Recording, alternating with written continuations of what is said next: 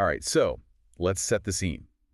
Imagine you're in a huge sports bar. Hmm. It's the bottom of the ninth. The place is absolutely packed. And then suddenly, poof, screen number 4 just goes black. The nightmare scenario. It's a complete nightmare.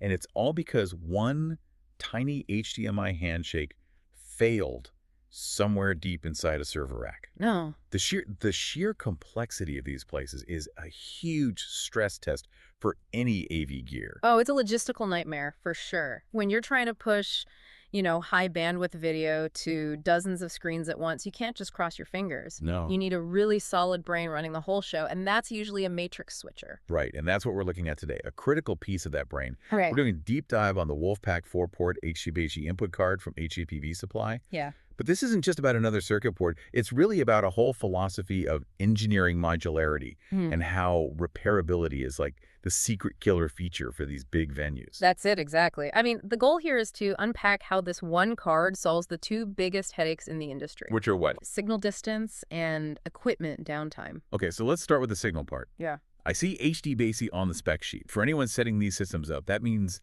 we can finally stop using those ridiculously expensive fragile cables. Right. We're just using KT6. Exactly. And that's a huge shift. We're talking about sending 1080p video, complex control signals, even heavy audio like Dolby 7.1, all up to 220 feet away. Wow. If you tried to run a normal copper HDMI cable that far, the signal would just be noise by the time it got to the screen. So that's the big insight right there. It kills the handshake problems. You're turning this fragile, expensive cable run into a cheap, robust network run. Yep.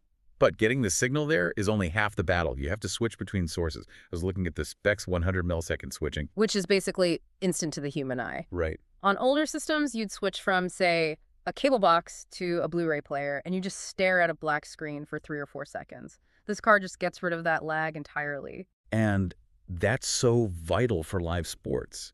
You just can't have dead air in the middle of a big play. No. But this is where the flexibility comes in, right? The video wall function. It's not just about one image to one screen. No, and that's where the onboard scaling engine is so powerful. It lets a manager totally change the vibe of the room on the fly. How so? Well, you can go from showing 40 different football games on 40 screens to stretching one single massive image of the Super Bowl across that entire wall, all without a separate video processor. That must simplify the server rack so much.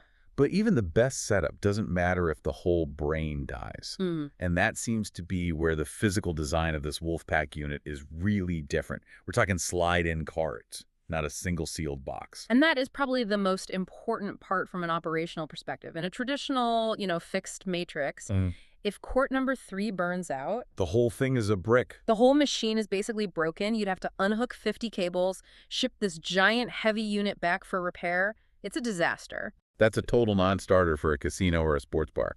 But with this, you pull the bad card out and slide a new one in. Now, I do want to push back a bit on this advanced replace warranty they talk about. It sounds great that they ship you a replacement before they get the broken one, but does that really solve the immediate downtime issue? Well, not instantly, no. You're right. You still have to wait, probably to 24 hours for the new card to ship. Okay. But when you compare that to the alternative weeks for a factory repair, it's an absolute lifesaver. It keeps the system online. Plus, they try to prevent that failure in the first place. You mean that 24-hour aging process? Exactly. They basically cook these cards in a heat chamber to stress test them before they ever ship out so they don't fail on you day one. It's industrial-grade quality control. Got it. Now, what about controlling the whole thing? The control stack seems pretty open. You've got Crestron, Control4, Elon. All the big guys are supported. True, but I wouldn't overlook the web GUI. For a smaller bar manager who doesn't want to pay a programmer every time they want to change a setting. Oh, yeah. Being able to just log in with a browser is huge. And then for the real DIY people or the custom integrators, there's the RS-232 scripting. Yes, and the Matrix actually talks back. It replies with OK or ERR to commands.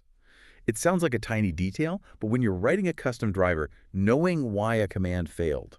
That's the difference between a 5-minute fix and a 5-hour headache. Totally. So when you put it all together, this card really feels like a shift towards, I guess, user-friendly industrial tech. You get the high-end specs, like power over Ethernet, so you don't need power bricks everywhere, zero lag. But it's all packaged in a way that just admits that, hey, sometimes hardware breaks.